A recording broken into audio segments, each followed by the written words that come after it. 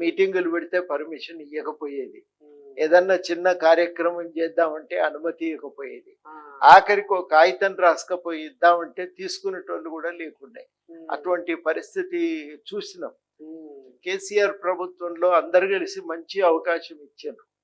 ఆ ఇచ్చిన అవకాశాన్ని తెలంగాణ కోసం ఉపయోగించుకునే బదులు సొంతంగా తమకెట్లయితే లాభం అవుతుందనే ఆలోచనతోనే నడిచారు వాళ్ళు. అమ్మా అయితే బానే ఇక అది ఉన్నది, అది లెక్క. అంతేనా? ఆ, అలా 2 అరల నింతులు వచ్చినా అలాగా ఏ పాట ఉన్నాయో మనం చూసినామా గానీ మొత్తానికి పెద్ద ఎత్తున్నే వాళ్ళు లాభపడ్డారు. బా లాభపడ్డారు. భూములు జాగాలైనాయి, బంగ్లాలైనాయి, పైసలైనాయి.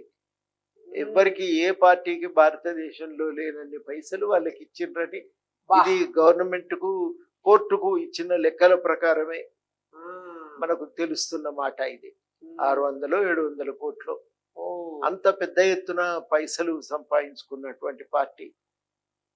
ఇట్లా వాళ్ళు ఆ సంపాదనలో పడి, అంటే అందరం కలిసి కొట్లాడింది తెలంగాణ తెచ్చింది.